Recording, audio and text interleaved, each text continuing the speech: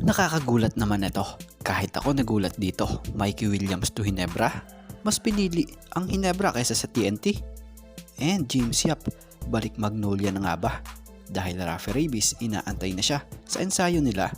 So yan nga ang ating mga tatalakayin.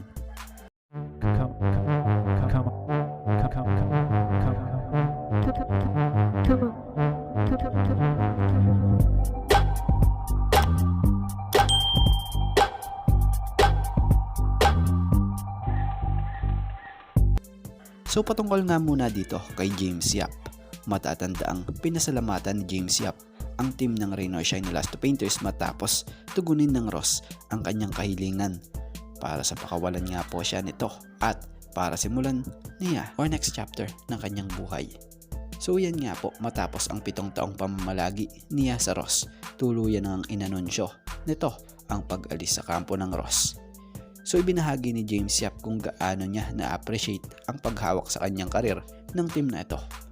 At about sa post ni James Yap na ito, sa kanyang naging desisyon, may mga napansin nga po ang mga ilang netizens kung saan nagkomento nga po dito etong active PBA veteran player na matagal niya na nga rin pong noong naging kakampi sa San Mig na ngayon may pangalan ng Magnolia na si Rafi Rabies, kung saan ayon nga po sa sad nito, "See you at practice bro" with emoji smiley.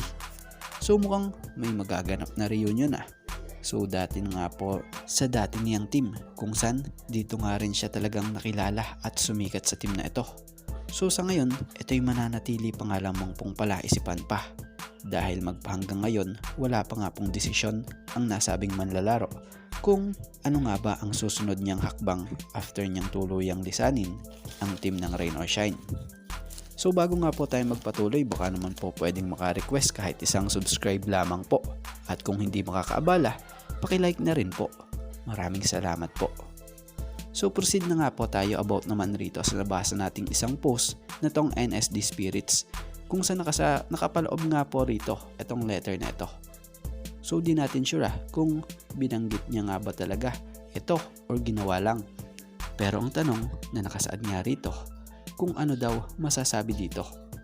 Para sa atin at opinion natin, kung gusto man niya makapaglaro sa Ginebra, siguro ipakita niya muna na bago na yung kanyang attitude. Kasi dami nagsasabi magaling sana siya, kaya lang may attitude problem. So sa bagay, speaking of attitude dyan naman magaling si Coach Tim yung magbago ng attitude ng isang player. Marami ng mga player si Coach Tim Cone na kanyang hinawakan na may mga attitude problem talaga noon nung nasa ibang teams. Pero nung napunta nga po sa kanya, talaga namang napatino niya at mas napagaling pa niya sa hardcourt. So noon pa man, matagal na narurumor si Mikey na mapupunta raw ito di umano sa Ginebra or gusto mapunta rito sa Ginebra. Lalo pat andito nga sa Ginebra yung talagang tropa niya. Pero kung sakali na mapunta to sa Ginebra, katakot-takot na lakas dito ng Ginebra. Lalot yung LA, di na nga rin po bumabata. So maaaring may pumalit na sa pwesto niya in the future. So kayo, ano opinion nyo about dito? So dito naman tayo, mag-shoutout naman tayo mga ka-teammate. Shoutout kila Rock Efelier Dumo,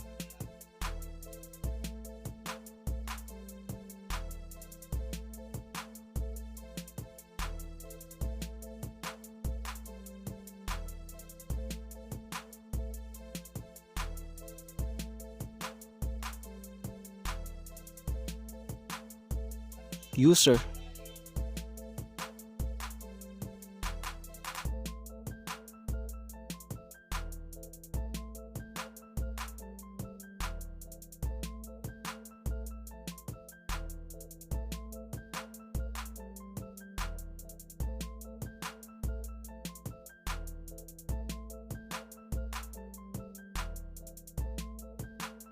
Nestor Villaflores,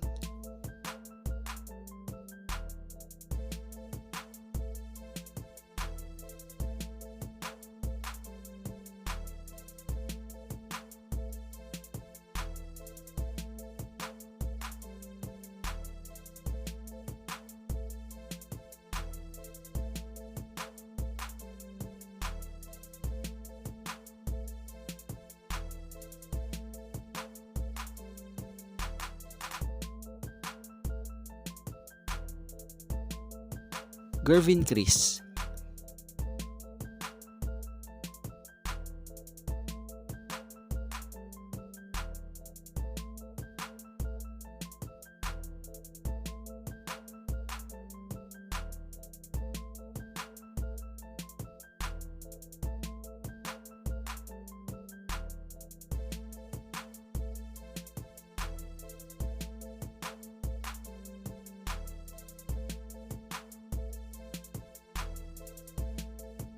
Junila Lotaya,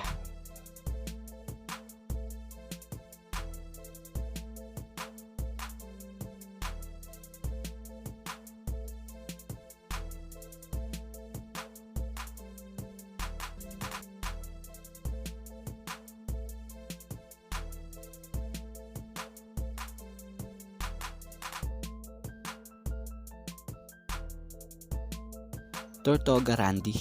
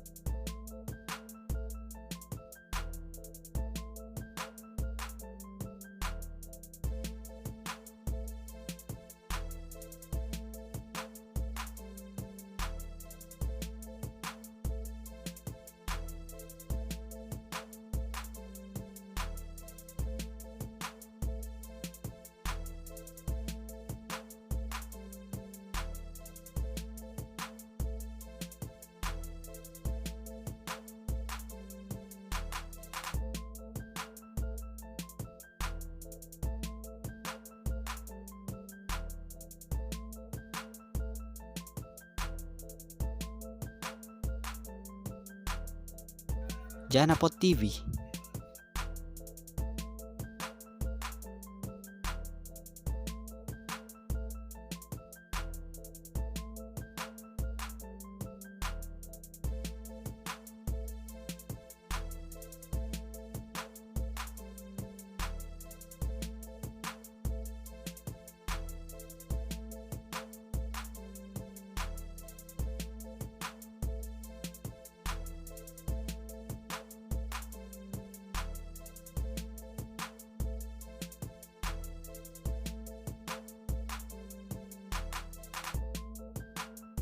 and Ronald Verbosidad.